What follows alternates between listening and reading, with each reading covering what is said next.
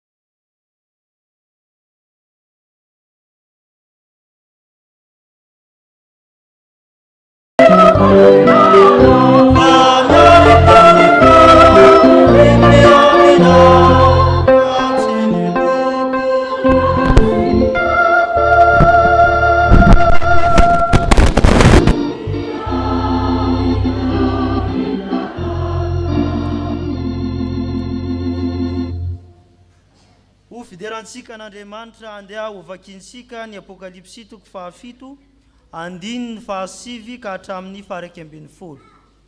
Apokalipsy 7 andininy fahasivy ka hatramin'ny faha 11. Amin'ny anaran'ny Tompo manao hoe rehefa afaka izany dia hitako fa indreo nisy olona betsaka tsy tamboisaina avy tany amin'ny firenena rehetra sy ny fokom-pirenena sy ny olona ary ny samy hafa fiteny nitsangana teo anoloan'ny seza fiandriana sy teo anatrehany zanak'ondry ny akanjo fotsy lava sady mitana ny sampandry fy teny an-tana dia niantso amin'ny feo mahery izy nanao hoe ny famonjenana eo an'Andriamanitsika izay mipetraka eo ambonin'ny seza fiandriana sy ho an'ny zanak'ondry ary ny anjely rehetra nitsangana manodidina ny seza fiandriana mba miloloha olona sy ny zava-manana dia nyankoka teo amin'ny seza fiandriana izy ka nivavaka tamin'Andriamanitra. Andeha hivavaka isika. Midera sy mankalaza anao izahay ry Tompo Andriamanitra eo. Noho ny soa rehetra izay nataona teo amin'ny fiainanay, noho izao andro Pasika nandresenao ny herin'ny fahafatesana ka namonjena sy nanavotana ho anay izao. Misaotra anao izahay fa ny tominao ka afaka manatona anao am-pifaliana iaino sy handray ny teny fiainana tolotra ho anay. Aoka ny fananao masina amfantoka anay mandritra n'izao fanompoam-pahafahana izao. Aoka ny fananao masina amfantoka anay tanteraka aminao Andriamanitra ray sy Jesosy Kristy zanakao mandritra izao fanompoam-pahafahana izao. Koa tario izahay ny amin'ny zavatra rehetra ataonay ho fanomezam-boninahitra ny anaranao. Mahafaly anay Tompo ny manakambana izany vavaka izany ny am'vavaka nampianarina ny mpianatra fain'izay manao hoe ho tonga ny fantsakana atao amin'ny sitra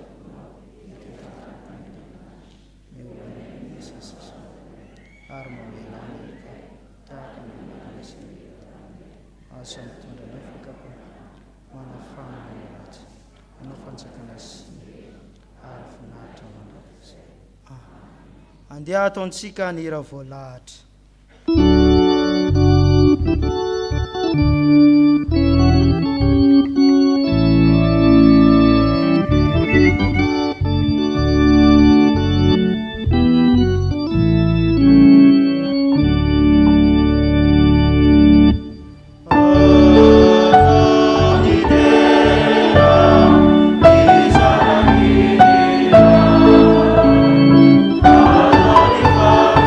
Say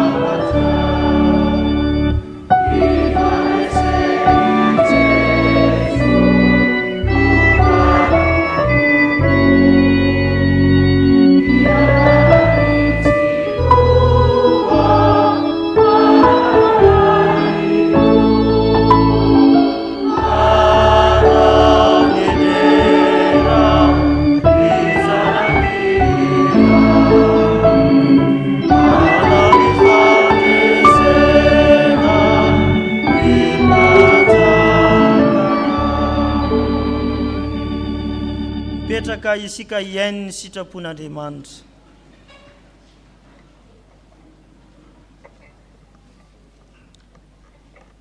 Ary havana manana ny sitrapony izay tokony ho tandremantsika ny tompo. Ampahany amin'izany hitantsika ao amin'ny Apokalipsy 7:1-9. Hoy ny tompo: ary sorato amin'ny anjely ny fiangonana ny Sardis, izao ny lazain'ilay manana fanafiton'Andriamanitra sy ny kintana fito. Fantatra ny asanao, fa manana ny anarana velona ianao, kanjo maty ihany. Miambena ka horeny tsara ny zavatra sisa izay saiky maty, fa tsy misy hitako tanteraka ny asanao eo anatrehan'Andriamanitra. Dia tsaroviny amin'ny nandraisana anao sy nandresenao, ary tany mafy ka mibeba. Koa raha tsy ambina ianao, dia ho tonga toy ny fiavian'ny mpangalatra aho, ka tsy ho fantatrao izay ora iaviko aminao. Kanefa misy olona vitsy aty aminao aty Sardis, izay tsy mandoto ny fitafiny, ary hiara-mandeha amiko mitafy lamba fotsy ireo, satria mendrika izy. Izay maharesy dia hitafy lamba fotsy tahaka ireo koa, ary tsy hamono ny anarany eo ambokin'ny fiainana tokoa, fa hanaiky ny anarany eo anatrehan'ny raiky sy eo anatrehan'ny anjeliny. Izay manantsofina aoka izy iaino izay lazainy fanano fiangonana. Amen. Sambatra ny mahitsy lalana, sambatra sy mitandra ny teny vaovolombelona, ka mitady azy ny fomba rehetra. Amen. Tsy nahatanteraka izany sitrapon'Andriamanitra izany isika. Andeha hiaiky ny fahotantsika, ka hifona amin'ny tompo isika, hivavaka isika.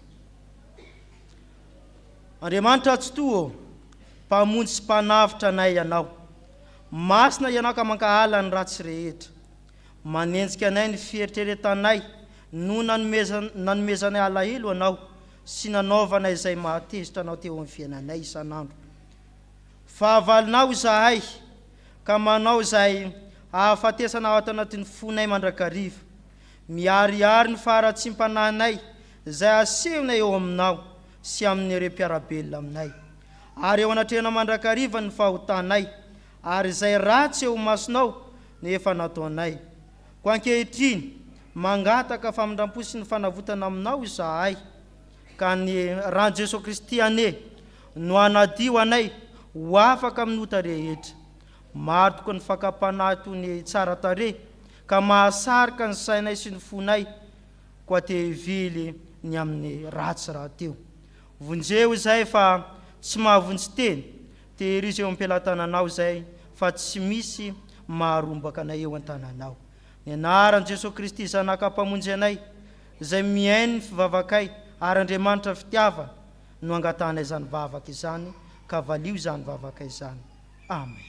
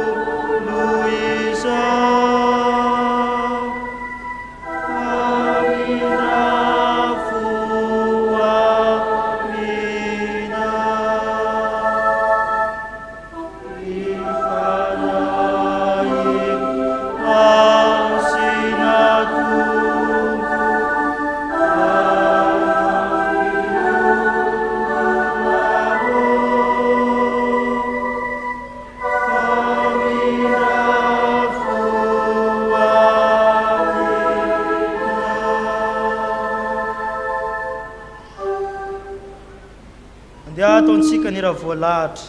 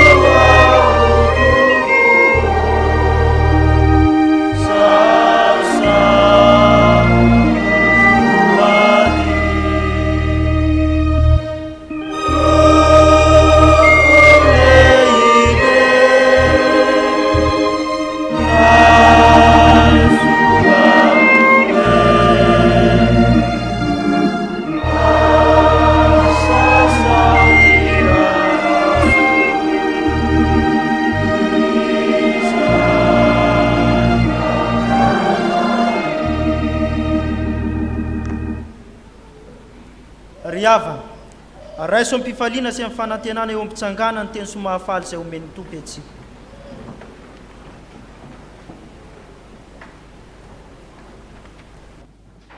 Hoy ny tompo, izy no ampihavana ny zavatra rehetra aminy, ka dia ny rano teo amin'ny azo fijaliana nanaova ny fampihavana. Eny, izy ho izao no fampihavana izay na ny ety ambonin'ny tany na ny any an-danitra. Ary ianareo izay oloko, azo fahiny sy fahavalo tamin'ny sainareo noho ny fanaovan-dratsy no efa nampihavany ankehitriny tao amin'ny tena ny nofony, tamin'ny fahafatesany mba hatolo no amin'ny masina, sady tsy hanantsiny mandra-pahoavin'ny tompo. Bara amin'ny anaran'ny tompo ry havako, fa voafafa ny elokareo midy eran'ny tompo. Amen.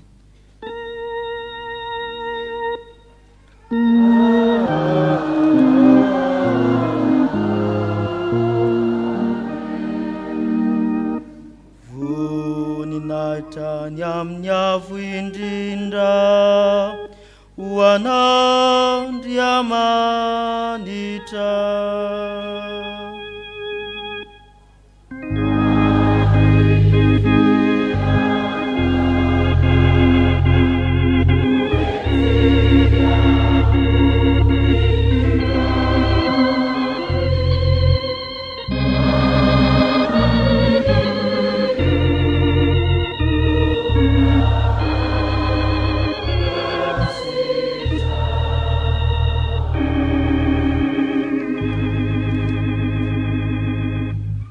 Mipetraka ny fiangonana. Tonga amin'ny fankalazana ny tenin'Andriamanitra isika, mialohany amin'ny maki teny sy ny vavaka, andeha ataontsika ny raha voalahatra.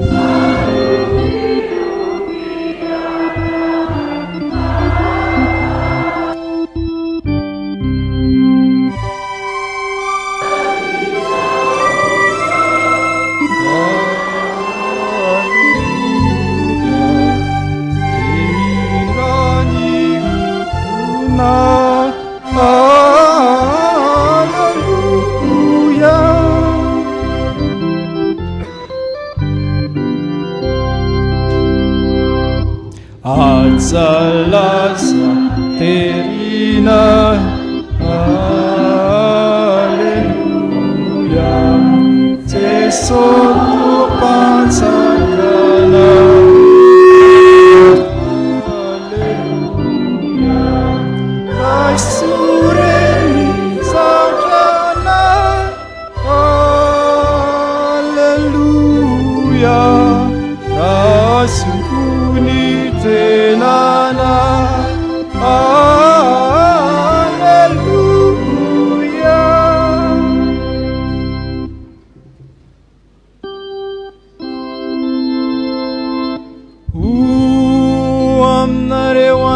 ny tompo.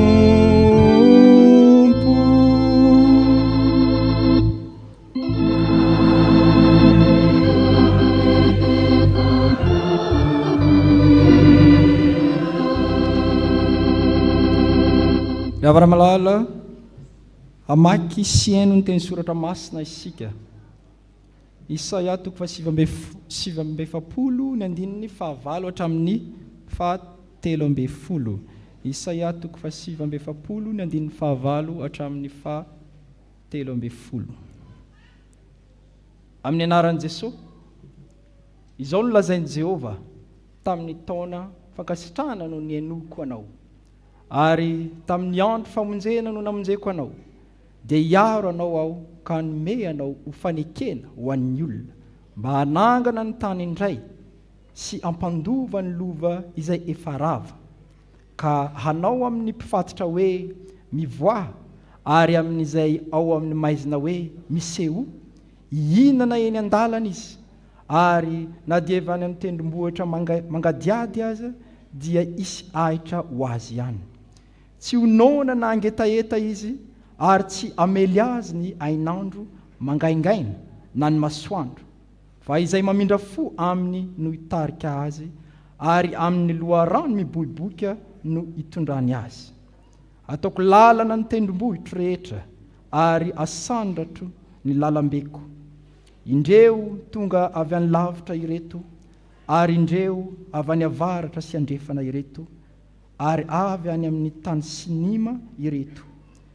Miobiry lanitra ary mifaliry tany, ka velomy oby ry tendrombohitra, fa Jehova efa nampionona ny olony sy namindra fo amin'ny olony mahantra.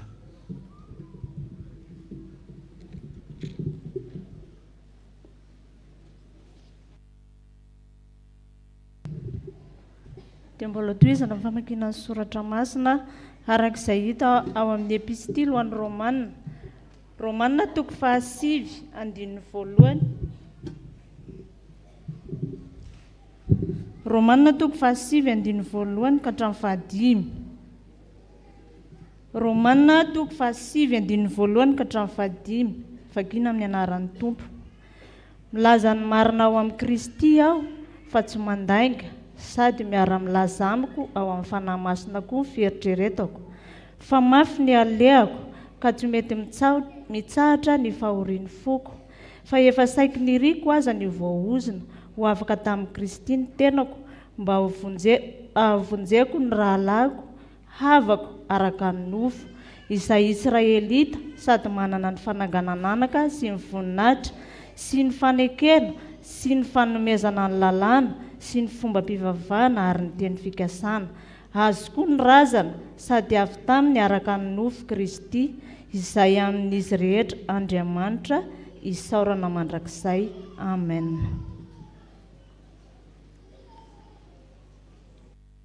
Nitsangana no ny hitsainantsika amin'ny filazany tsara, araka izay hitantsika ao amin'ny Marka toko 2:20. Atomboka ny 5 ka hatramin'ny 9. Rehefa hita izany dia vakintsika amin'ny anaran'ny Tompo. Rehefa lasa ny andro sabata dia nandeha nividy zava-manitra Maria Madalena sy Salome ary Maria ren'i Jakoba mba hoentiny hansorana ny fatin'i Jesosy. Noho ny maraina ny andro voalohany amin'ny herinandro dia nakany amin'ny fatsana izy ireo, raha vao niposaka ny masoandro, ary niresaka izy ireo hoe iza ireo no hanampy antsika hanakodian'ny vato hiala amin'ny varavara amin'ny fasana. Fa noho nitraka izy ireo dia indro hita fa efa voakodian'ny ala ny vato, nefa lehibe le vato. Ary raha niditra tao amin'ny fasana izy ireo dia nahita zatovy iray nipetraka teo amin'ny ankavanana, ny akanjo fotsy. Dia raiky tahotra izy ireo, fa hoy ilay zatovy taminy, aza matahotra ianareo, Jesosy avy any Nazareta izay voaomby tamin'ny hazo fijaliana no tadiavinareo.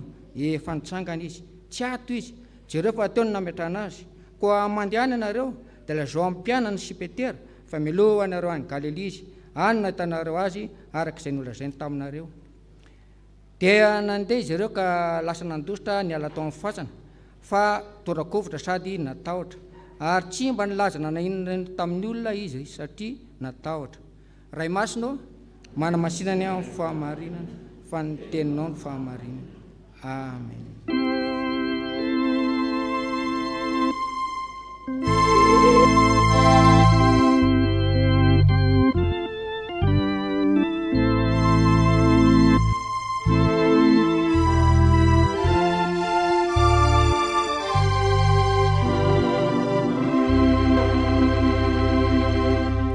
Vavy vavaksika tompoko.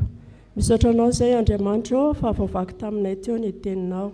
Misaotra anao izay noho ny ampanomponao izay irahinao hitondra ny hafatra avy amin'ny teninao. Dia mangataka izay tompo ny androtsahanao ny fanahy masina, hampanendrenao ny mpanomponao ka ny sitraponao no voatorony aminay.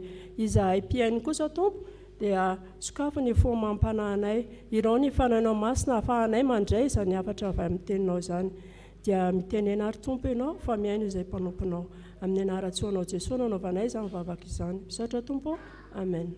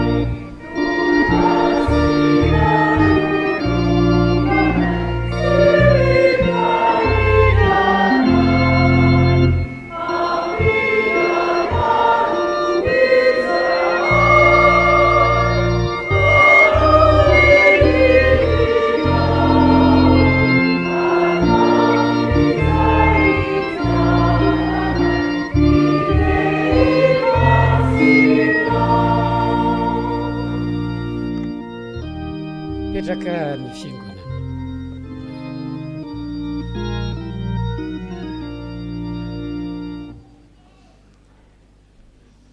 Ho aminareo rehetra ny fahasoavana sy ny fiadanana avy amin'Andriamanitra raintsika sy Jesosy Kristy tompo. Ny filazantsara araka ny marika 2:40 ny 1:1 ka hatramin'ny 1:9 izay efa novakina tamintsika teo no angalantsika ny afatry ny tenin'Andriamanitra. Eo amin'ny 1:9 andeha iarahantsika rehetra mamaky filazantsara araka ny marika 2:40 ny 1:9 iarahantsika rehetra mamaky amin'ny anaran'ny Tompo. Fa hoy ilay zatovy taminy, aza talanjona tady an Jesosy avy any Nazareta izay nombona tamin'ny azo fijaliana ianareo. Efa nitsangana izy, tsy ato izy, jereo fa teny toerana. Efa nitsangana izy, tsy ato izy. Teny nataony ilay zatovy tamin'ny Maria Magdalena, Salomé ary Maria ren'ny Jakoba tao anatin'ny fasany io. Ireto vehivavy reto dia nandeha vao maraina tamin'ny andro fahatelo taoriny nahafatesan'i Jesosy Kristy niazakazaka tonga hanositra zava-manitra ny fatin'ny Jesosy. Zany moa fomba fanao tamin'izany ary ny anaran'ny jiosy avy tamin'ny Egyptianina zany dia lasa fomba fanao teo amin'ny firenena. Rehefa misy maty dia hosorana zava-manitra zay voalevina. Fa i Jesosy dia tsy mba nahafahana nanao izany. Nefa tamin'ny andro izay nandevenana an Jesosy, efa akaiky ny andro sabata dia tsy tratra ny fanomanana ny fanosorana zava-manitra any Jesosy io.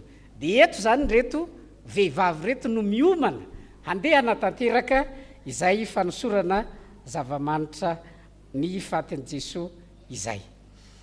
Ireto vehivavy reto dia efa mpanaradian'i Jesosy, mpianatr' Jesosy Kristy, ary heverina fa isan'ireo zay mpianatra mahatoky ireto vehivavy telo mirahavavy reto. Izany nahatonga azy ireo nahafohy tena miazakazaka vao maraina ny hevitra ny amin'ny fikarakarana an Jesosy. Rehefa tonga tao ampasana izy ireo, efa tafiditra ao anatin'ny fasana, indro fa nambarany ity zatovy ity fa efa nitsangana ny tompo. Ilay zatovy moa any amin'ny filazantsara hafa dia anjely no ilazany soratra masina azy. Fa eto amin'ny filazantsara araka ny marika dia hoe ilay zatovy no nyteny hoe efa nitsangana ny tompo. Milaza inona amintsika ary? Ny fitsanganan Jesosy Kristy tamin'ny maty. Ny fitsanganan Jesosy Kristy tamin'ny maty, voalohany, fampahatsiahivana ny teny efa nataon'i Jesosy Kristy. Fampahatsiahivana ny teny efa nataon'i Jesosy Kristy. Efa nitsangana izy, tsy ato izy ho ilay zatovy. Nda nampitao amin'ny mpianatra sy Petera fa efa nitsangana i Jesosy, tsy ato anatin'ny fasana intsony izy. Arak'izay nambarany, ndao moa jerentsika, iarahantsika rehetra mamaky ny 7, ahitantsika hoe tena fampahatsiahivana tokoa kay. Ny 7, filazantsara araka ny marika 5:20, ny 7, iarahantsika rehetra mamaky amin'ny anaran'ny tompo. Fa mandehana.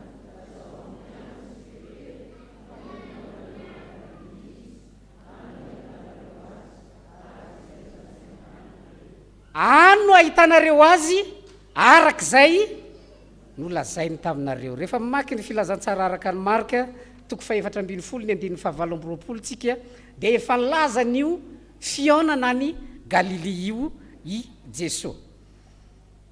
Ireto vehivavy reto nanadino izany tenin'i Jesosy zany. Na dia efa niteny azy Jesosy hoe rehefa afaka telona dia hitsangana amin'ny maty izy, dia any Galilea ny fotoanantsika antsika miona. Nisy rendez-vous zany napetraka Jesosy hoe aiza ny rendez-vous-tsika afaka 3 andro? Any Galilea. Fa taizy ry nandehanany reto vehivavy reto nakany amin'ny fasana, ary niditra tao ampasana mihitsy a. Dia izay no nanahirana tamin'reto vehivavy reto hoe nanadino ny tenin'ny tompo izy. Ary jereo tsara fa rehefa mamaky an'ity soratra masina ity tsika dia mahita fa sahirany reto vehivavy reto raha mijery ny asa nataontsika. Inona ny nataony? Nandeha nividy zava-manitra voatapitra ny sabata, zany hoe vao tokony homaly nanomboka tamin'ny 7 teo, satria amin'ny 9 tapitra ny sabata dia lasa ry ireo nandeha vidy zava-manitra. Ny foa maraina sahiran-tsaina ny eritreritra hoe iza no hanakodia ny vato. Rehefa mijery an'io zany tsika dia mahita hoe haikaya ireto zavatra nanahiran-tsaina sy ny eritreretiny reto vehivavy reto ary nataony nilaina sa tsy nilaina? Tsy nilaina akory. Fa naninona ny tsy nilaina? Satria efa nitsangana ny tompo. Noho ny fanadinoana ny tenin'ny tompo dia lasa ny sahirana ary sahiran-tsaina tamin'ny zavatra izay tsy ilaina akory ireto vehivavy ireto. Soa ihany fa teo ity zatovy ity izay nilaza fa efa nitsangana izy, tsy ato izy, nampahatsiahy an'reto vehivavy reto fa ny tompo dia efa nitsangana any Galilea ny fotoana. Ry havana, indraindray tokoa dia tratran'ny zavatra toy ny nanjohy reto vehivavy reto sika. Efa mandre ny tenin'ny tompo ihany, mandre ny fampianaran'i Jesosy Kristy ihany, kanefa rehefa tonga ny fotoana sasany dia hadino ilay teny efa nataon'i Jesosy Kristy. Hadino satria andeha moa eritreretintsika hoe reto vehivavy reto ao anatin'ny fahoriana, satria variana ny tanondrika tao anatin'ny fahoriana dia hadino ny tenin'i Jesosy Kristy.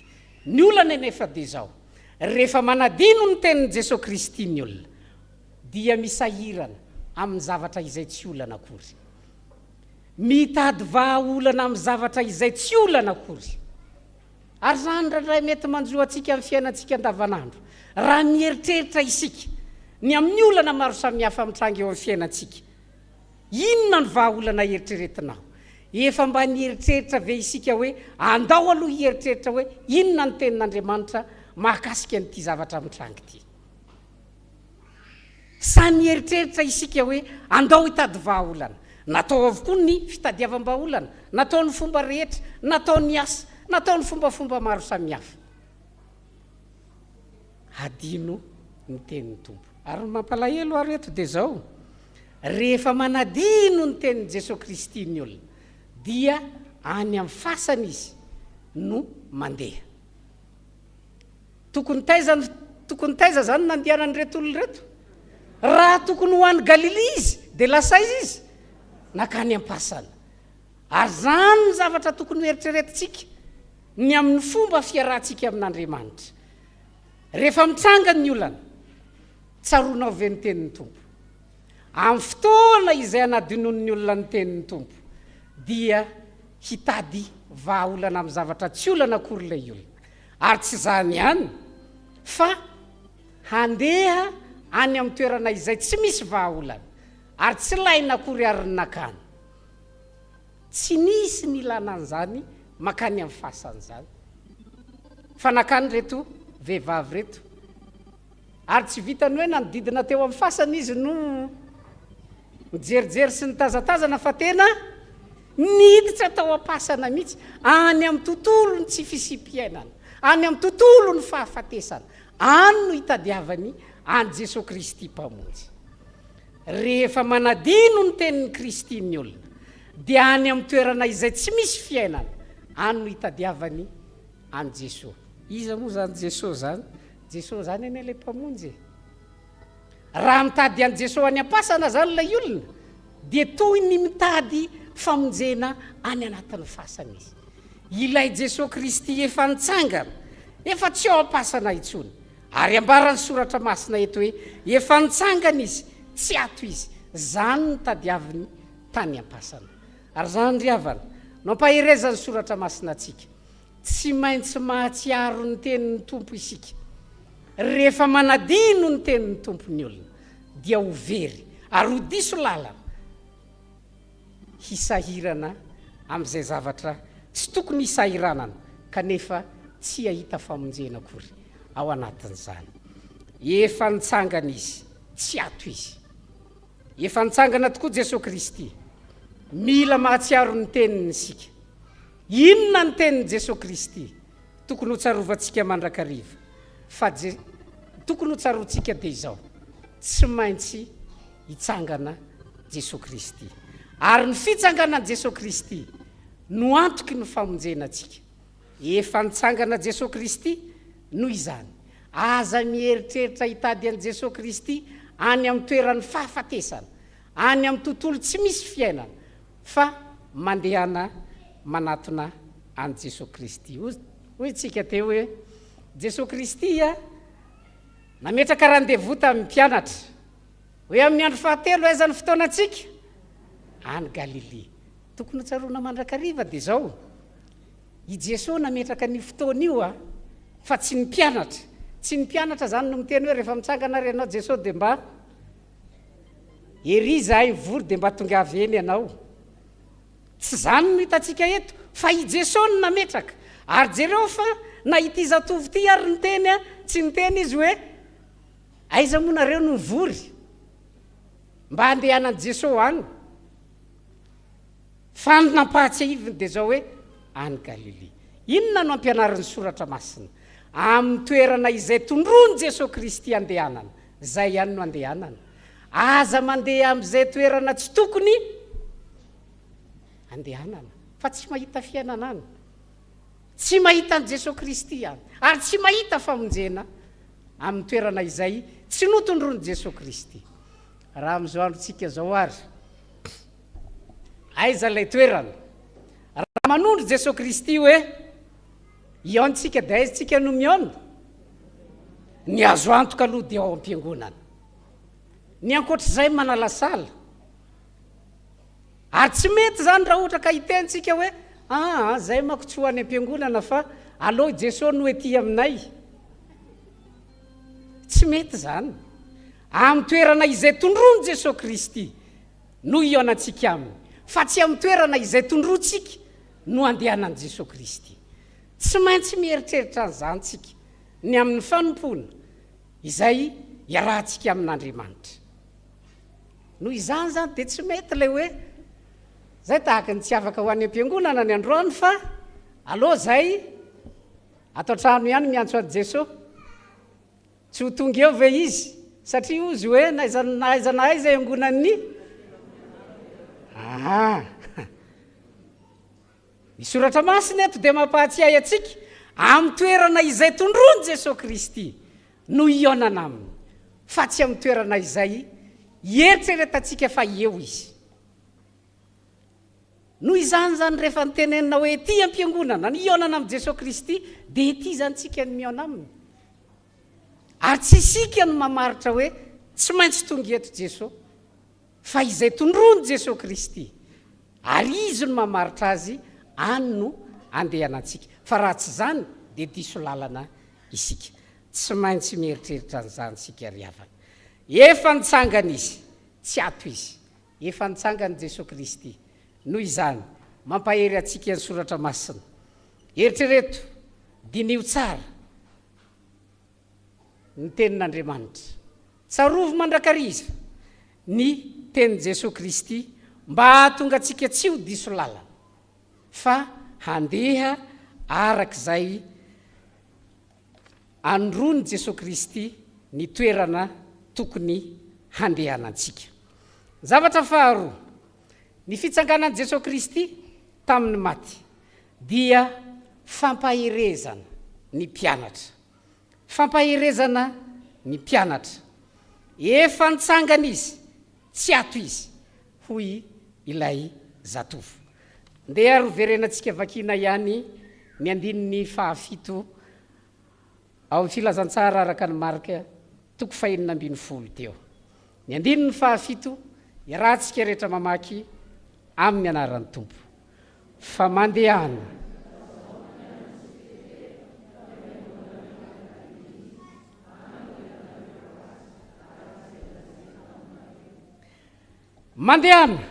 lazao amin'ny mpianany sy Petera.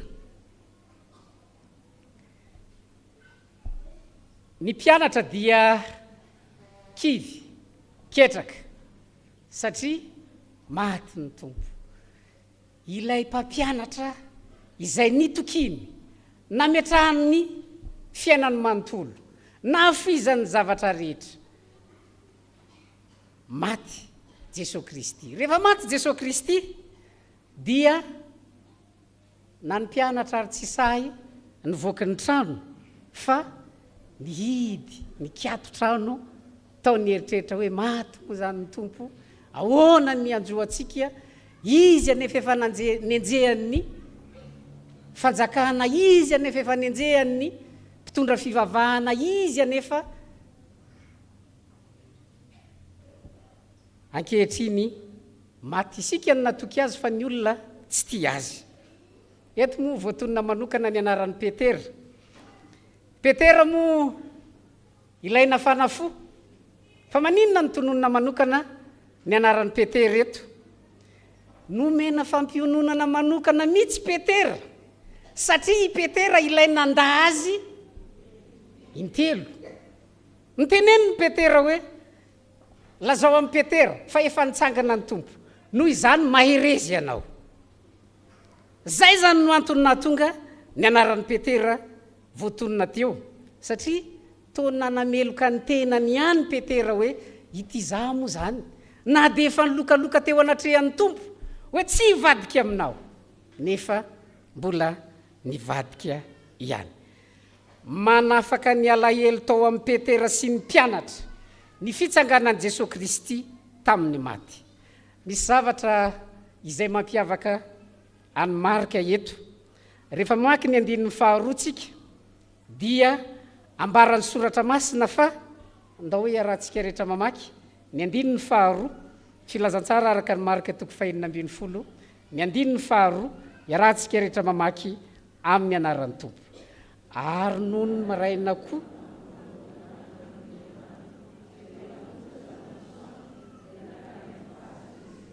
ambarany soratra masina eto fa maraina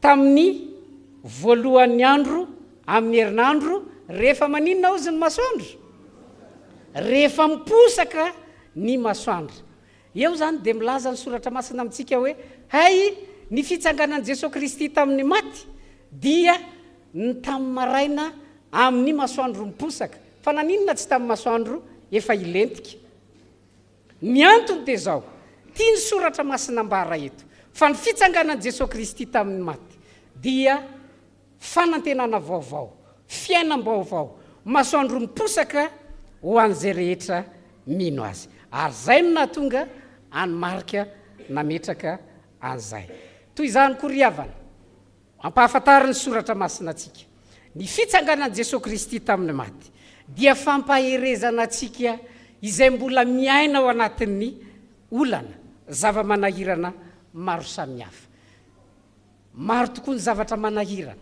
maro ny zavatsarotra ary mety mampitebiteby atsika eo amin'ny fiainantsika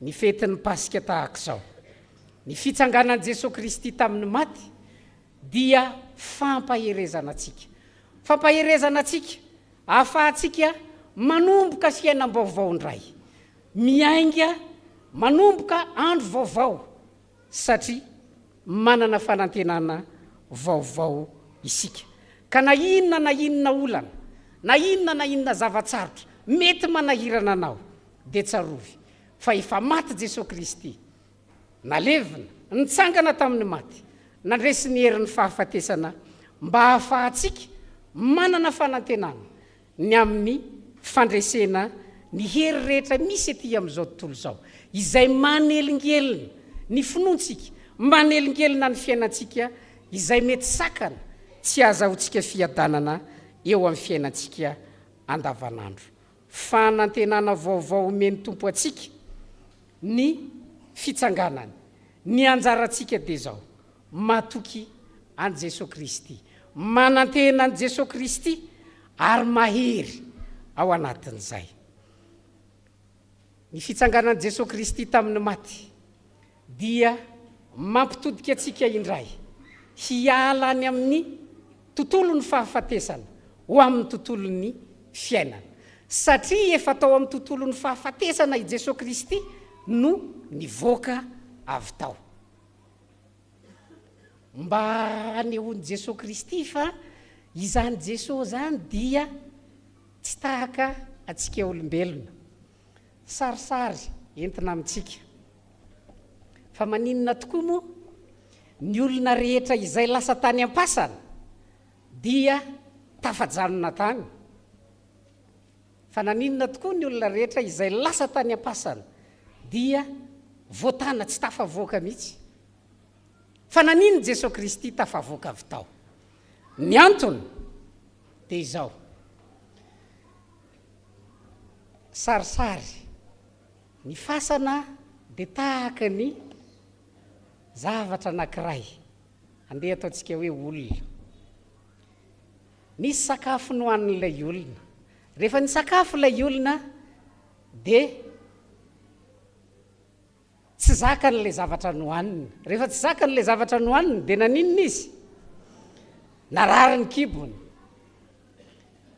ny zavatra maika indrindra dia rehefa marary ny kibo dia nivoaka iny dia tahaka izany koa ny fasana i Jesosy Kristy ilay tsy nanota dia nandramany fasana nalainy andao hoe mba halainy ty dia noho ny tonga tao tsy tanany fasana ny antony ny olona mpanota ihany no voatana ao am-pasana satria Jesosy Kristy tsy manana ota dia tsy voatana ny fasana dia tsy maintsy navoakany nalohany ety ivelany tahaka izany koa isika riavana izay rehetra mino an Jesosy Kristy manantena an Jesosy Kristy dia hiara-belona amin'i Jesosy Kristy rehefa tonga ny fotoana mila manana an'izany fanantenana izantsika ary mila mifampahery ao anatin'izany.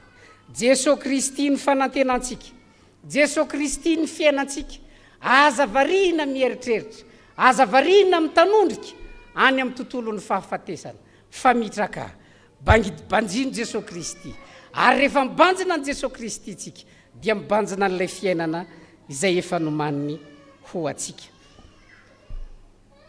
Eo amin'ny andininy fahavalo, ireto vehivavy reto rehefa nitenenina hoe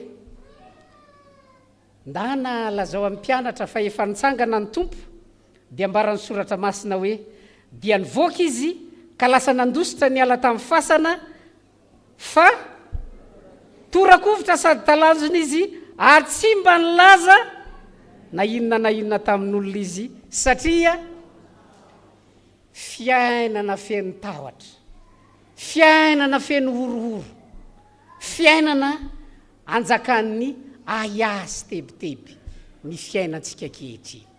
Manoloana izany, tsarovo mandrakariva, efa nitsangana i Jesosy Kristy, efa nitsangana tamin'ny maty Jesosy Kristy ho fampaherezana atsika fa misy ny fitsanganana amin'ny maty, ho fampaherezana atsika ihany koa na inona karazana olana sy fahasahiranana miatra eo amin'ny fiainanao.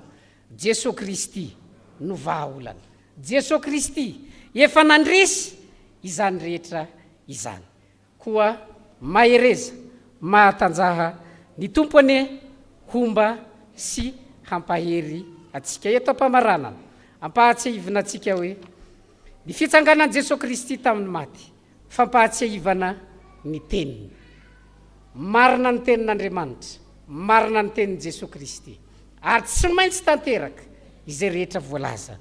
Noho izany anjara atsika ny mitahiry ny teny rehetra izay efa nambaran'i Jesosy Kristy mba hahafahantsika miaina araka izay toromarika omeny mba tsy ho diso lalana eo amin'ny fiainana isika. Zavatra faharoa, ny fitsanganan Jesosy Kristy tamin'ny maty dia fampaherezana ny mpianatra. Isika ny mpianatra Jesosy Kristy, isika manaiky hanaradian'i Jesosy Kristy. Noho izany na dia miaina ao anatin'ny olana aya tebiteby fahasahiranana maro samihafa zay isika, Jesosy Kristy efa nitsangana tamin'ny maty. Izy no momba atsika, mampahery atsika ary mampandresy atsika ao anatin'ny izany ady zany. Efa nitsangana izy, tsy ato izy. Ho an'Andriamanitra irery ny voninahitra. Amen.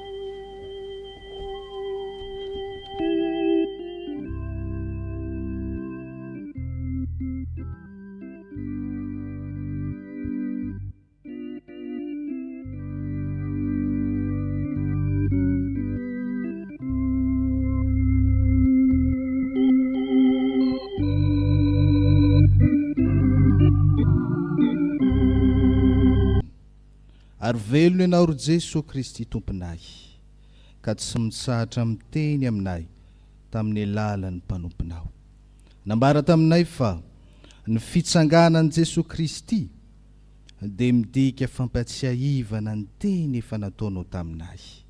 Satria matetika tokoa izahay no sahiran-tsaina amin'ny zavatra tsy ilaina, satria tsy mahatsiaro ny teninao, tsy manao izany ho zava-dehibe, variana sy mitanondrika amin'ny fahoriana, variana amin'ny olana maro isan-karazany, ka mitady famonjena any amin'ny tsisy, ka tsy mahay manantona anao Jesosy Kristy.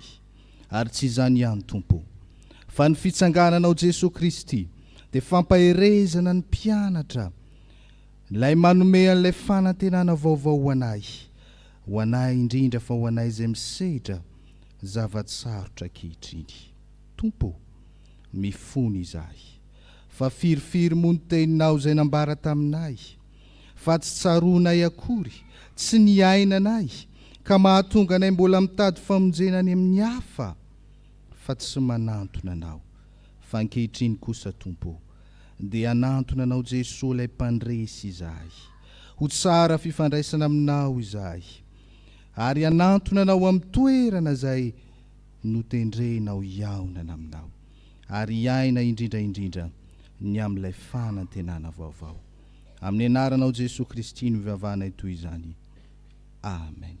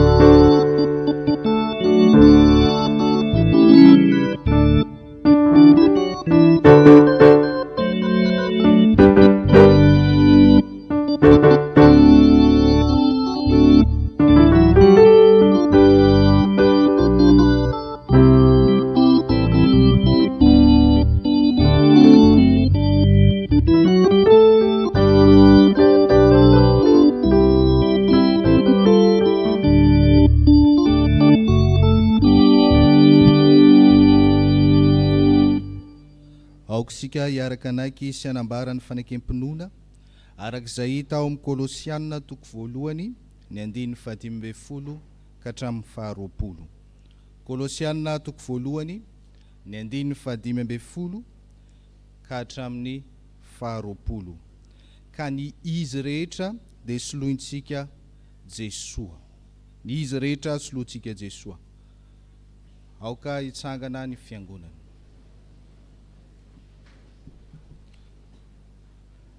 Manao hoe Jesoa no endrik'Andriamanitra izy. Lahy matoa talohan'ny zavatra rehetra izao, fa efa tao amin'ny naharinany zavatra rehetra ny an-danitra sy ety ambonin'ny tany, dia ny hita sy ny tsy hita, na ny fiandrianana, na ny fanjakana, na ny fanampana sy ny fahefana. Jesosy nahariana ny zavatra rehetra sady ho azy, ary Jesosy talohan'ny zavatra rehetra sady ho aminy naharitany zavatra rehetra, ary Jesosy ny lohany teny dia ny fiangonana. Jesosy ny lohany dia lahy matoa tamin'ny maty mba ho lohany amin'ny zavatra rehetra. Afasitraka ny ray ho aminy ny toerany fanavotana rehetra, sady Jesosy no ampihavan'ny zavatra rehetra aminy, ka dia ny rano teo amin'ny hazo fijaliana no nanaovany fampihavana. Eny Jesosy izao no fampihavan'ny izany, na ny ety ambonin'ny tany na ny any an-danitra. Amen. Aoka hipetraka ny fiangonana.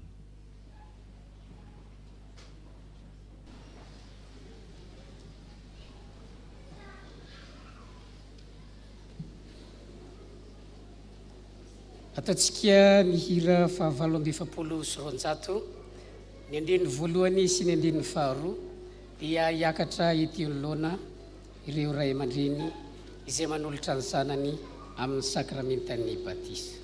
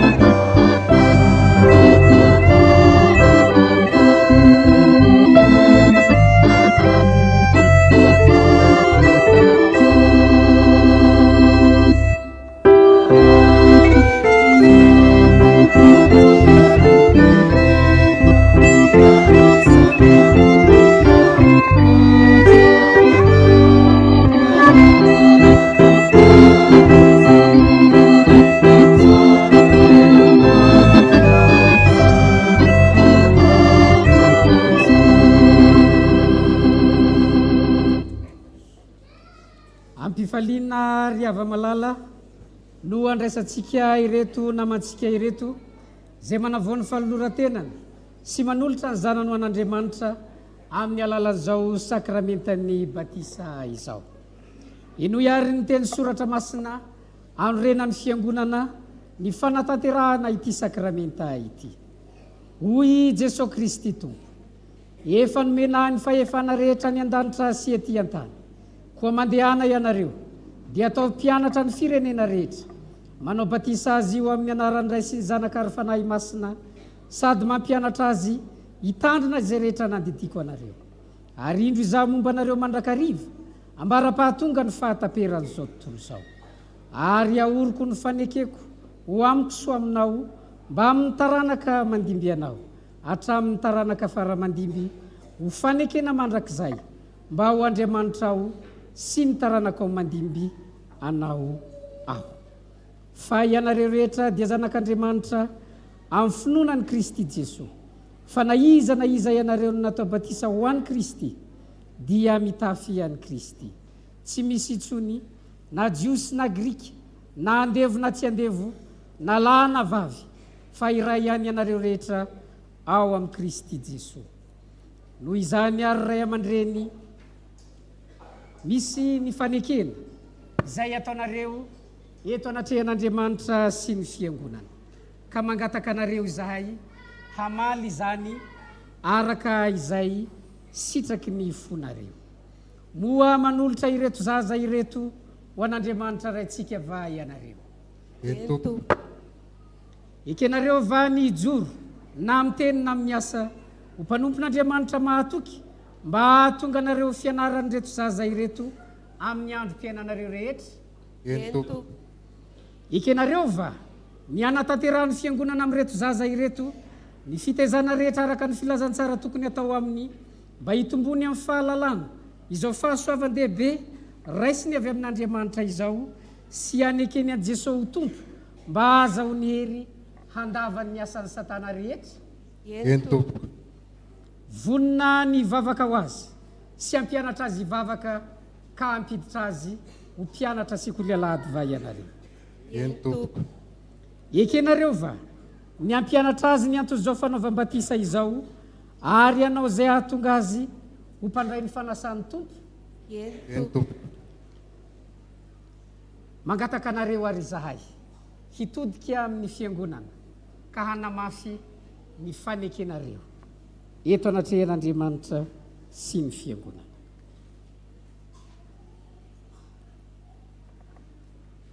Manolotra ny zanakay ho an'Andriamanitra raitsika izahay ekenay ny joro na amin'ny teny na amin'ny asa ho mpanompon'Andriamanitra mahatoky mba hahatonga anay fianarana ho an'ny zanakay amin'ny andro fiainany rehetra. Ekenay ny hantanterahany fiangonana amin'ny zanakay ny fitezana rehetra araka ny filazantsara tokony atao aminy mba hitombony fahalalana izao fahasoavan-dehibe raisiny avy amin'Andriamanitra izao sy hanekeny amin'ny Jesosy Tompo mba azony ny hery andava ny asan'ny Satana rehetra.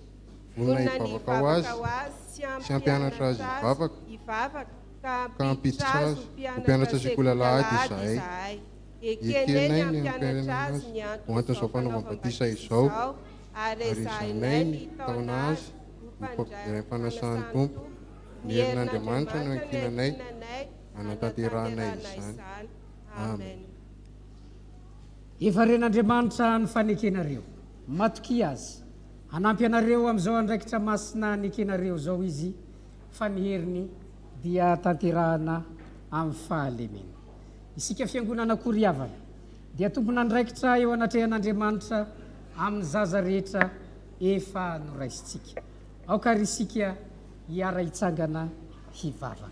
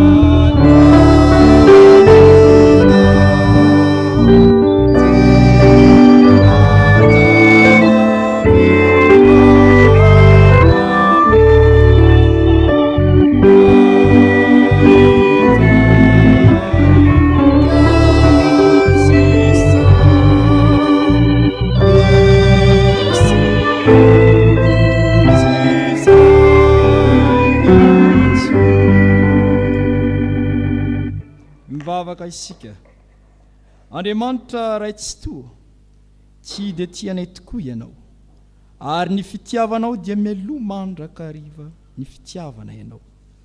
Tsaronay izao ny didin'i Jesosy Kristy tomponay sy ny teny fampanantenana nomeny tamin'ny nanorenany sakramenta amin'ny batisa koa mitalao aminao izahay ray eo manatrehanay aoka ny fanahinao masina nome hery ny asa tanterahinay eto ampanaovana izao batisa izao. Rano mamelombelona ny zavaboary ity ary manasa ny loton'ny nofo mba ho famantarana ny fanadiovana anay ho amin'ny fiainana vaovao ao aminao Kristy anay izao. Ireto zaza tao batisa ireto anay hovaray mandrakizay amin'ny fanekenao ampitafiony ny zanakao izy ary ampraiso endrika amin'ny noho ny asa ny fananao masina mitarika azy isan'andro ho amin'ny voninahitra ao mandrakizay. Faly misaotra anao izahay Tompo fa tanteraka ny fandriny reto ray aman-dreny reto. Miombonainao amin'ny Jesosy Kristy ny zanany ka isan'ny vahoaka ny fanjakan'Andriamanitra. Ny angatanay fiangonana dia nitehirizanao ireto zaza ireto eo ambany fahasoavanao ka mba hampaharitra azy hatramin'ny farany amin'ny fivavahana aminao. Ampio ny ray aman-dreny sy ny mpiantoka mba azahoany manatanteraka ny fanekena nataony teo anatrehanao. Mba ny fahasoavanao ane ny ezaka rehetra ataon'ny fianakaviana sy ny ray aman-dreny ary ny fiangonana amin'ny fitaizana ireto zaza ireto. Amin'ny anaranao Jesosy Kristy. Amen.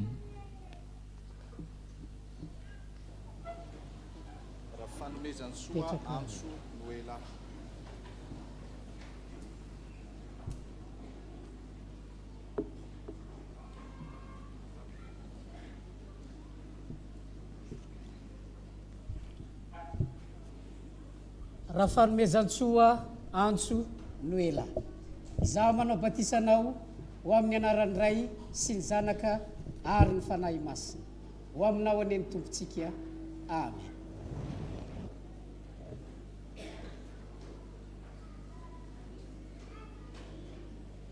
raha fanomezantsoa herin'ny aina Steven.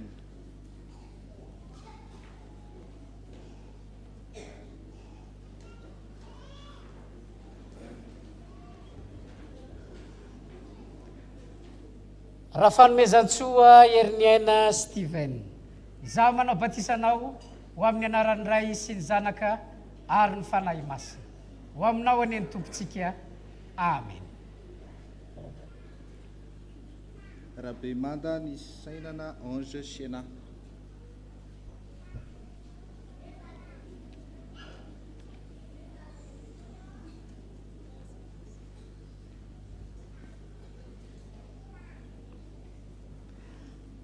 raha be manda ny sainana ange sena izaho manao batisanao ho amin'ny anaran'ny ray sy ny zanaka ary ny fanahy masina ho aminao aneny tompontsika amen. raha koto arivelo manantsoa fahasoavana.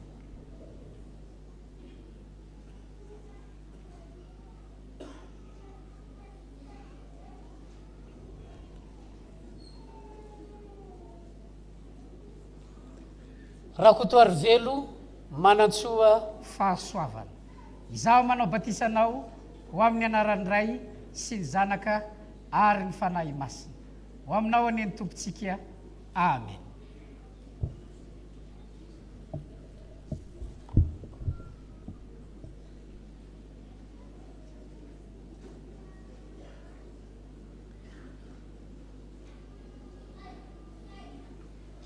hoy ny tompo anaka aza matahotra fa efa nanavotranao aho efa niantso ny anaranao aho ahy ianao mandehana amin'ny fifalian'ny tompontsika ka tezao reto zaza ireto ho an'Andriamanitra raitsika. Ny hira fa 720 teo ny andininy fahatelo sy ny andininy faefatra no ataontsika dia anatanteraka ny rakim-pahasoavana isika ary verina amin'ny toerany ireto namantsika ireto.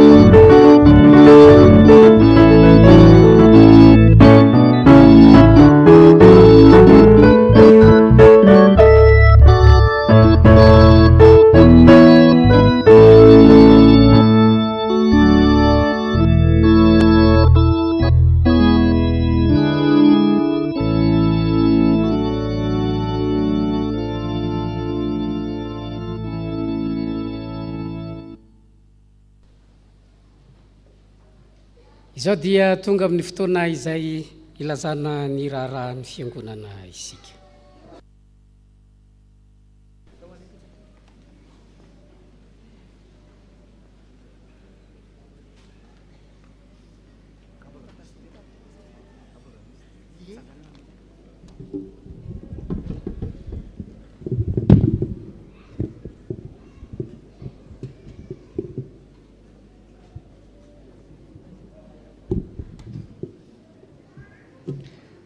Dia faly miarabantsika mpianakavy ny finoana tratra izao andro pasika izao ary dia manonona ny fiadanan'ny tompo ho amintsika rehetra.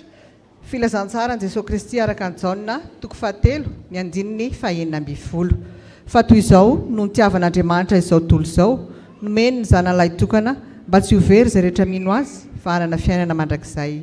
Amen. Tozandray vaovao ray izao maraina izao avy amin'ny tandrina sy ny birao ny fiangonana. Anio hariva manomboka amin'ny 3 ora tolakandro ny pasika fiderana eto amin'ny fiangonantsika koa manasantsika fiangonana manontolo ny amin'izany. Manentana antsika fiangonana ihany koa fa efa misy ty boky voatsinampy faharoa ity izay boky fandaliana-pinoana sy fampianarana. Ny mpitandrina Rakotojafy Mikaela moa nanoratra izany. Izay liana dia afaka manantona ao amin'ny birao mpitandrina jifaina izany amin'ny vidiny 10,000 ariary. Mbola misy ihany koa ny tantely izay vidiana 20,000 ariary ho fanohanana ny mpitandrina any Ankazoabo Atsimo. Vaovao avy amin'ny sampana VFL miarabantsika amin'ny anaran'i Jesosy Kristy Tompo. Manentana mpikambana VFL rehetra ny atoko-pira, ny RFA sy izay soratra anarana ho isan'ny sampana VFL fa ny fivoriam-be na ny AG dia ho tanterahana ny sabotsy 9 avril ho avy izao amin'ny 2 ora tolakandro aty am-piangonana. Koa manantena antsika rehetra ho avy anatrika izany ary hanao izany ho zava-dehibe. Mivarotra mofomamy sy masira ihany koa ny sampana androany ka manentana antsika rehetra mba hanjifa izany. Avy amin'ny sampana sekoly Alahady. Misaotra an'Andriamanitra lehibe fa totosa soamantsara ny fizarana ny sosisy omaly sabotsy 30 Martsa. Isaorana be dehibe ihany koa ireo rehetra izay nandray anjara tamin'izany. Ny sampana sekoly Alahady no mitarika ny pasika fiderana ny hariva amin'ny 3 ora tolakandro ko anasanantsika fiangonana iray manontolo izany. Amin'ny 2 ora sasany tolakandro ny fahatongavan'ny mpianatra ary gasigasy ny thème iraisana. Ny mpampianatra kosa dia amin'ny 2 ora ny fahatongavana. Avy amin'ny sampana Dorcas. Miarabantsika rehetra natratra izao pasika 4 sy 2 arivo izao ho mpandresy toan'i Kristy daholo isika rehetra. Mandray anjara amin'ny pasika fiderana isika sampana Dorcas anio hariva ka ny tenue dia t-shirt bleu marine sy jaune, ilay t-shirt farany. Fa izay tsy manana kosa dia t-shirt fotsy ary miampy salovana lambahoany. Amin'ny 14 aprily izao no aladin'ny sampana Dorcas koa manasantsika ho tonga hifanotrina amin'izany. Misy ny stand maro isan-karazany ahitana varotra fampiratiana, taozavatra, sakafo, voninkazo, confiture. Ny 9 Mei kosa no anatanterahana amin'ny batisa faobe ka izay liana amin'izany dia misoratra anarana any amin'ny Taty Florina alohan'ny 2 Mei ho avy izao na ao amin'ny birao mitandrina. Samy hotahin'Andriamanitra. Avy amin'ny sampana mpanazava stily fa voavony Kristy pasika ho antsika. Korintiana 1:5-7 tapany B. Faly miarabantsika mpianakavy ny finoana nahatratra izao pasika fandresena 4 sy 2 arivo izao ho velona ao anatintsika mandrakariva ny Jesosy Kristy. Ampatsahivina isika fa anio aorian'ny fampamofavahana no andraisana ny opération chocolat de Pâques ao amin'ny sous-sol. Mankasitraka antsika rehetra ny amin'ny fandraisana anjara ho fanohanana ny asan'Andriamanitra. Rakim-pisaorana, koa raha misy olona ao amin'ny Kristy dia olom-baovao izy. Efa lasa ny zavatra taloha, indreo efa tonga vaovao ireo. Korintiana 2:5-7. Misaorana Jehovah ary fanahiko ary izay rehetra atao anatiko misaorana na ranomasina. Salamo 7:1. Rakim-pisaorana atolotra ny fiangonana. Rakim-pisaorana atolotra ny fiangonana noho ny fahavitan'ny mariazinay. anaka aza manadino lalako fa aoka mifonao hitandrina ny didiko fa andro maro sy taona ela iainana ary fiadanana no anampiny anao ho abolana fahatelo ny andininy voalohany sy faharoa rakosorana tononona ho an'ny mpitandrina Rakotsafy Mikaela, mpitandrina Charlot, ny mpitandrina mpizadra rehetra ary ny sampana tanora kristianina. Dia toy izay indray vaovao iray ry-havana voninahitra ho an'Andriamanitra irery ihany.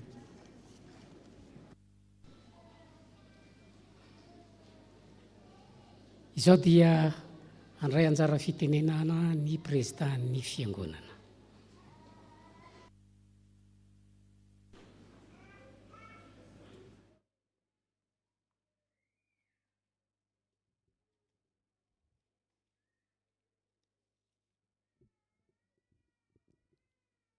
Dia mbola mpitombona amintsika rehetra tompo ny fahasoavana sy ny fiadanana avy amin'ny Jesosy Kristy tompontsika.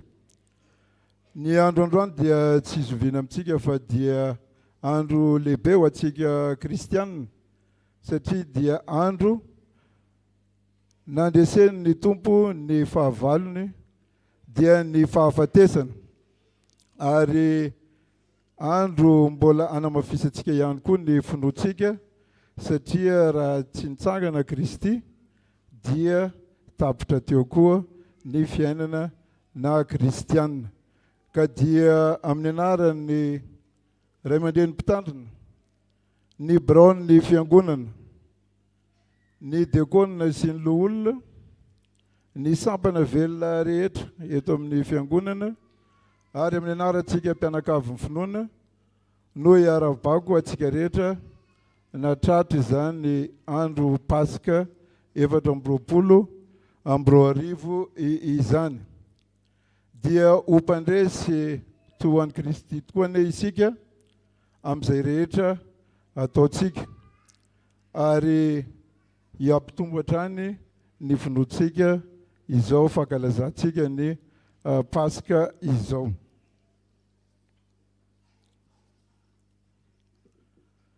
Ity ngamba Pasika voalohany tsy niarahantsika tamin'ny pasteur Rakotsafy Mikaela izay noko marimarina fa dia mijery sy miaraka mifanompo amintsika any ampitan-dranomasina ka dia singanina manokana ny fiarabananao ray aman-dren'ny mpitandrina pasteur ny tompony ombanao koa amin'izay rehetra ataonao any ary ny fiangonana dia tsy manadino anao dia miangavy koa izahay mba tsy hanadino anay ianao any ivelany any.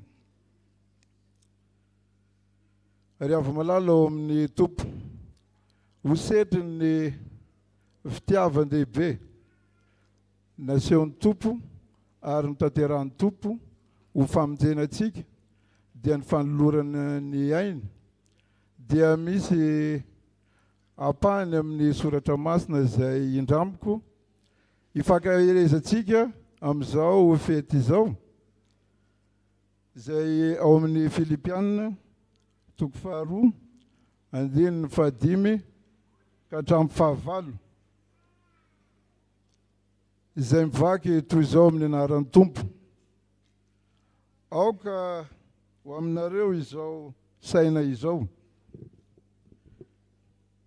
izay tao amin'ny Kristy Jesosy izay na dia nanana ny endrik'Andriamanitra azy dia tsy nataony ho zavatra ho fikiriny mafy ny fitoviana amin'Andriamanitra fa nifoanany ny tenany tamin'akany ny endriky ny mpanompo sy nahatongavany ho manam-pitoviana amin'ny olona. Ary rehefa hita fa nanatare olona izy dia nanetry tena ka nanaiky hatramin'ny fahafatesana dia ilay fahafatesana tamin'ny azo fijaliana. Koa izao Pasika iainantsika izao ane izay nitondra ny famonjena dia ataontsika ho fanohitra indray hitondrantsika ny fiainantsika tsirairay ao anatin'ny fanetretena sy ny fitiavana ny tompo sy ireo mpiarabelona amintsika.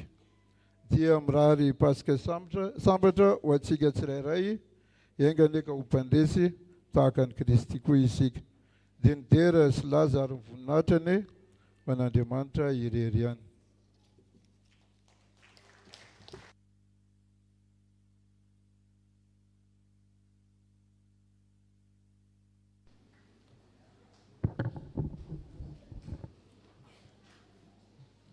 saotra ny président ny fiangonana isika nitondra izay teny firaritso izay.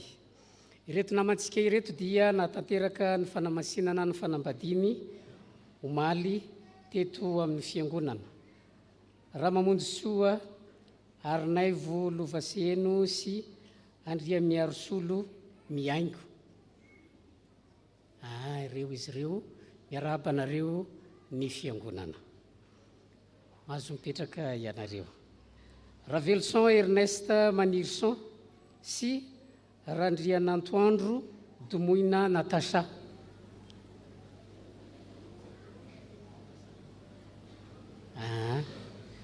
Mbola manao fety izy. Rasendrason Zafinimaro Mamtina sy Aingomanana Rakotonirina. Miarahaba anareo ny fiangonana. Azo mipetraka ianareo. Ireto namantsika ireto kosa dia hitondra ny fanambadiny ho amasinina amin'ny zoma 5 aprily ho avy zao. Andrianjaka-Tsitoarana Rakotondrazaka Hery sy Andrianjafy Andonavalina Niony. Miarahaba anareo ny fiangonana ary mirarisoa anareo ahatanteraka ny fanamasinana ny fanambadinareo. Azo mipetraka ianareo. Manentana antsika rehetra araka ny vaovao efa nambara teo hiatrika ny pasika fiderana izay efa nanentanana antsika. Anio araka ny fetiny pasika azy dia misy ny fandraisana fanasan'ny tompo, dia manasa ny mpandray fanasan'ny tompo rehetra iompona amin'izany ary ho anareo vahiny izay tonga miara-mivavaka eto amin'ny fiangonana mpandray fanasan'ny tompo dia saina hiara-iompona latabatra amin'ny tompo amin'izay. Anatanteraka ny rakitra isika dia hanao hira ny korala.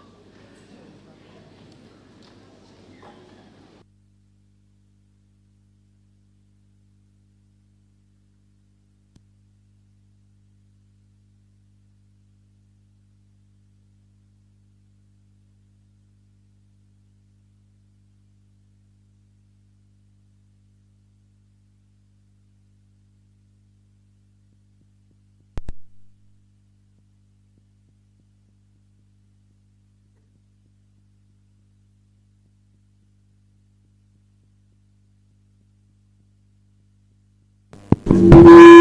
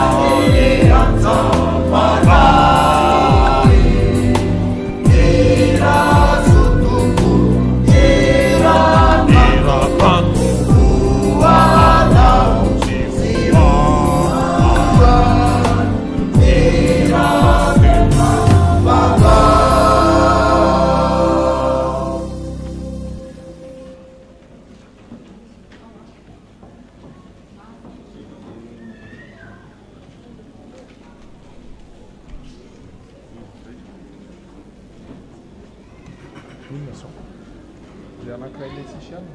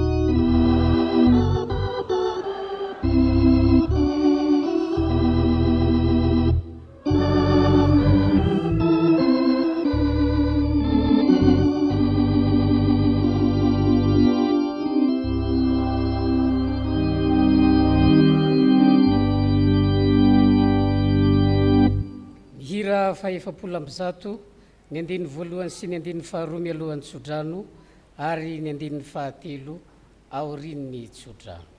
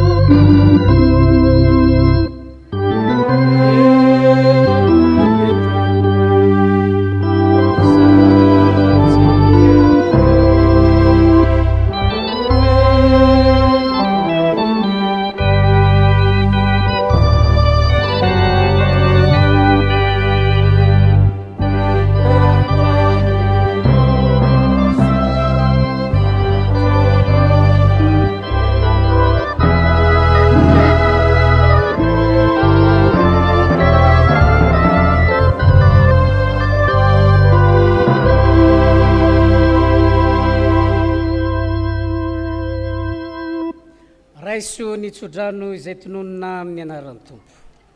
Ary Andriamanitry ny fiadanana izay nitondran'i Jesosy Kristy Tompontsika, mpiandry ondry lehibe, hialina amin'ny maty, mitondra ny rano fanekeny mandrakizay. Izy aneno hatanteraka anareo amin'ny tsara rehetra anao ny sitrapony, ka hiasa ao anatinareo izay nkasitrahany eo masony amin'ny alalan'i Jesosy Kristy. Amen.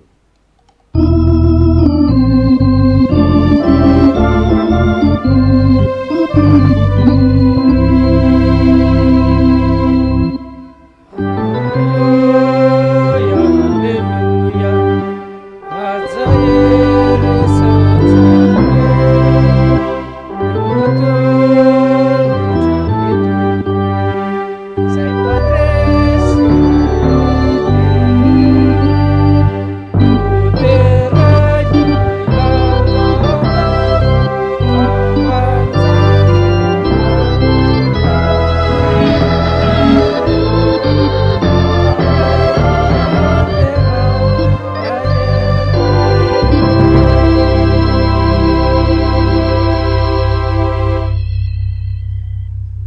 mametraka ny fiangonana.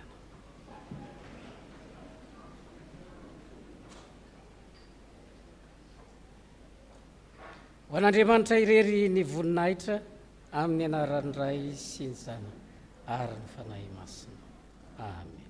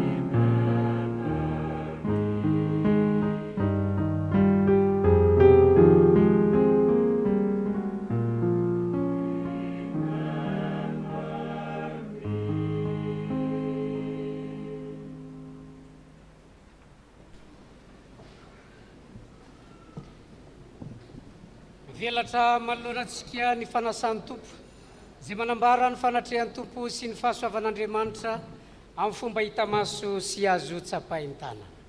Asandrato amin'ny tompo ny fontsika.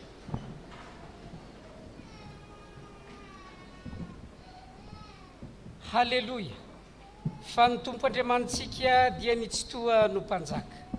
Aoka isika hifaly sy ho ravoravo ka nome voninahitra azy fa tonga ny fampakaram-badin'ny zanak'ondry ka efa niomana ny vadiny. Ivavaka isika. Ry Ray Masina indrindro, Andriamanitra mandrakizay sady mahefa ny zavatra rehetra. Mety dia mety sady marina ny tokony ataonay indrindra ny manome voninahitra anao, ny manolotra ho anao ny fisaoranay, na oviana ary na aiza na aiza. Ny teninao velona no naharinao ny zavaboary rehetra izay nataonao tsara avokoa. Tahaka ny endrika ao ny namoronanao ny olona mba hizaranao ny fiainanao sy hitarafa ny voninahitra ao. Rehefa tonga ny fotoanandro dia nomenao Kristy mba ho fiainana zao tontolo zao. Nirininy atao batisa ka atokana ho mpanomponao hanambara ny vaovao mahafaly amin'ny malahelo. Tamin'ny sakafo farany talohan'ny jaliny no nanafarany anay momba ny Eukaristy mba hankalazanay ny fahatserovana, ny azo fijaliana sy ny fitsanganana, ary mba ahazahoanay ny fanatrehan'ny mofo ny fiainana.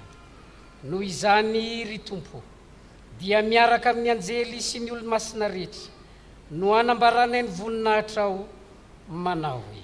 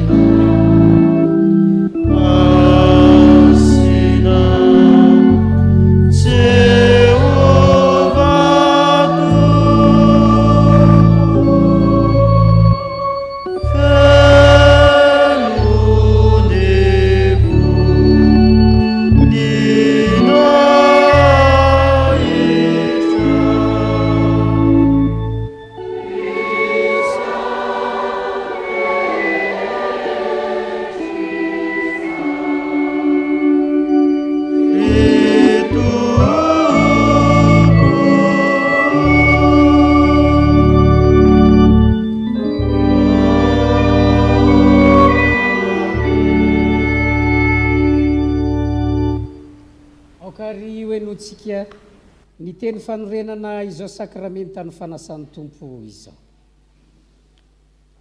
Fa Jesosy Tompo tamin'ny alina izay namadiana azy dia nandray ny mofo, ary rehefa nisaotra izy dia nivakiny ka hoy izy: raiso hantiny tenako izay omena ho anareo, izao no atao fahatsarovana. Dia araka izany koa ny kapoaka, rehefa nihinana dia hoy izy: misy troe amin'ity anareo rehetra, fa ity ny rako dia ny amin'ny fanekena vaovao izay alatsaka ho an'ny rehetra ho famelan-keloka. Izao natao fahatsiarovana na oviana no misotro ianareo. Fa na oviana ianareo no mihinana itony mofo itony sy misotro amin'ny kapoaka dia manambara ny fahafatesan'ny Tompo ianareo mandra-piavina. Ivavaka isika. Noho izany ry Tompo, izao no ankalazanay ny fahatsiarovana ny fanavotanao anay. Tsaronay ny fahaterahan'ny zanakao, ny fiainany fonizy tety aminay, ny nanaovana batisa azy, ilay sakafo farany niarahany tamin'ireo apôstôly, ny fahafatesany sy ny fidinany tany amin'ny fitoerany maty. Ambaranay ny fitsanganany velona, ny fiakarany ho any an-danitra, izay anatanterahany asa mampisorona be azy, noho izy mifona ho an'ny olona rehetra. Andrasanay ny fiverenany amboninahitra. Noho izay ampiomboniny amin'ilay fisaorana tokana ny tanterahany, no anoloranay aminao izao fahatsiarovana izao. Tsarovy ilay fanatitra ny tanterahany zanakao, ary mba omeo an'ny olona rehetra ny fitahinana teraky ny asa-panavotany. Tompo, jereo zao Eukaristy izao, fa ianao ihany no nanome izany ho an'ny fiangonanao. Mba raiso izany, tahaka ny anekenao ilay sorona naterina ny ray mandeha monja izay nampiditra anay ho ao anatin'ilay fanekena nataonao. Ataovy eo amin'izao Eukaristy iombonanay izao, ilay fanahy masina mpanome fiainana, mba hanjariany mofo sy ny kapoaka ho tena sy ny rany Kristy ho anay. Rehefa ho velomin'ny tena sy ny rany izahay, dia aoka ho fenona amin'ny fanahy masina, mba hanjariana rehetra ho vatana iray sy fanahy iray ihany ao amin'ny Kristy, ary izany dia ho fanatitra velona ho fankalazana ny voninahitra ao. miainoanay ry Andriamanitra tsy toa amin'ny alalan'i Jesosy Kristy tomponay izay omemboninahitra sy laza miaraka amin'ny fanahy masina miaraka aminao ray any an-danitra mandrakizay amen.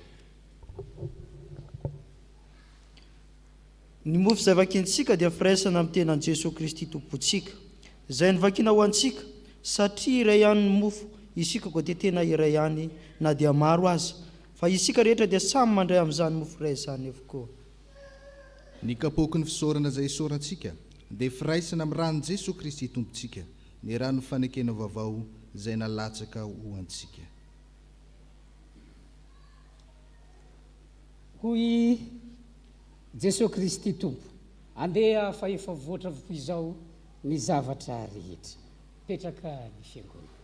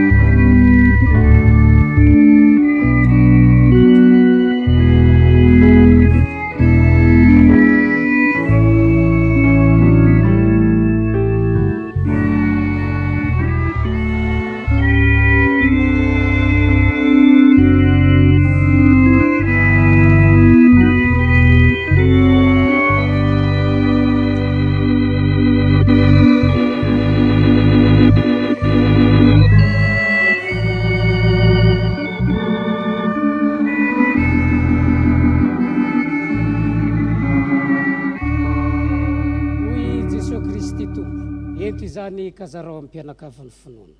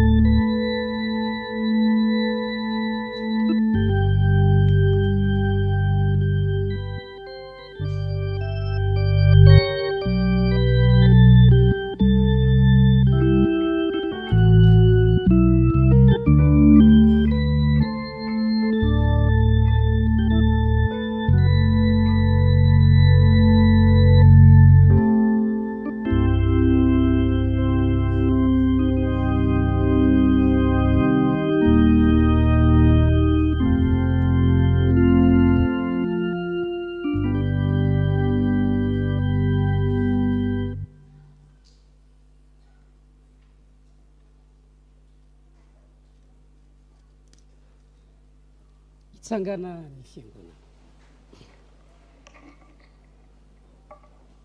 Aokarisika hiara-iombona amin'ilay vavaka fanetrentena manao hoe Tompo tsy mendrika ny atao hoe zanaka ao. Tompo tsy mendrika ny idiranao ambany tafitrano. Tompo tsy mendrika ny tsimpona sosotsongo latsaka avy amin'ny latabatrao. Kanefa ho ianao izay manatona tsy mba lava mihitsy. Amen. Thank you.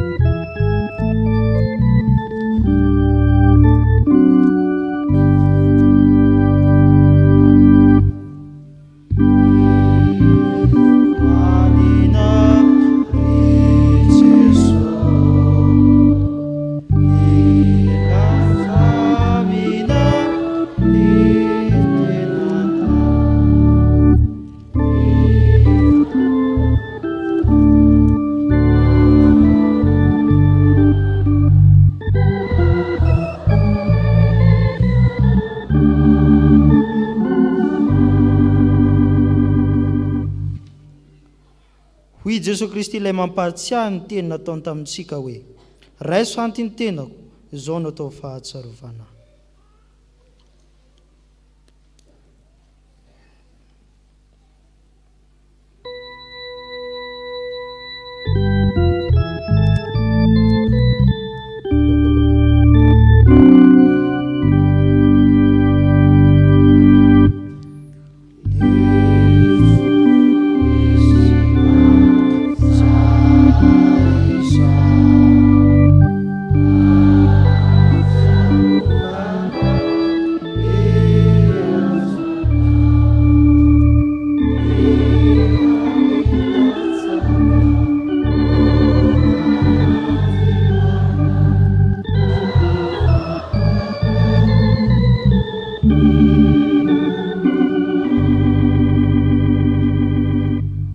Jesosy Kristy ilay fampaherezana ho antsika hoe sotronareo rehetra ity fa ity ndrako dia ny amin'ny fanekena vaovao izay alatsaka ho an'ny maro famelan-keloka izao natao fahatsiarovanahy na oviana no misotro ianareo.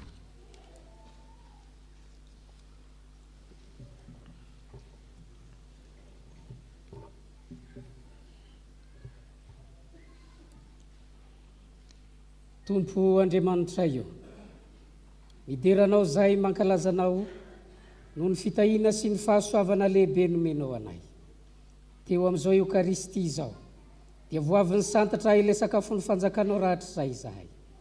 Engane indray andro an'izay rehetra, mba samy ombona amin'ilay fahazavany lovan'ny olona masina amin'ny alalan'i Jesosy Kristy zanakao tomponay, izay velona sy manjaka miaraka aminao amin'ny firaisana amin'ny fanahy masina, Andriamanitra iray any amin'ny taona rehetra.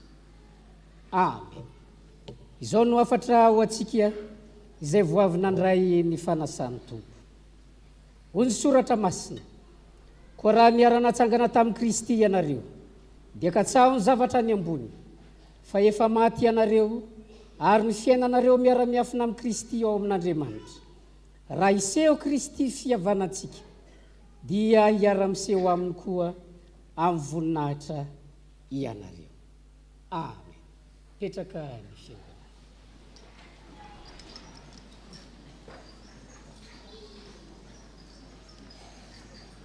Anatateraka mirakitra isika izao.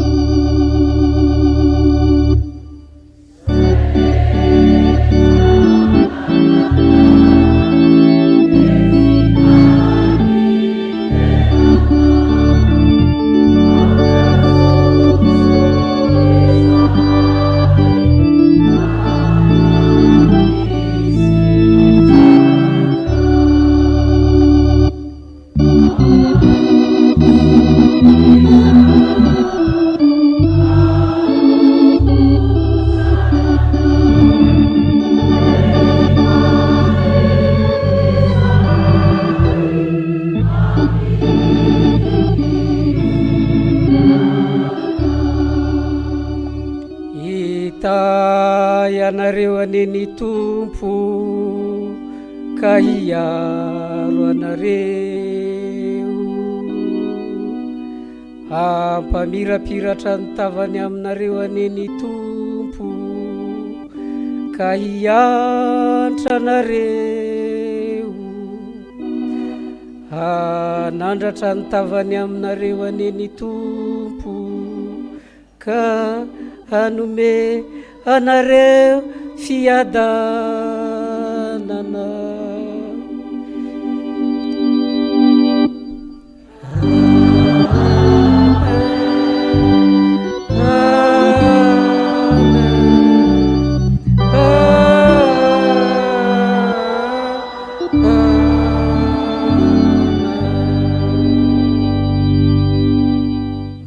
Petraka ny fiangonana.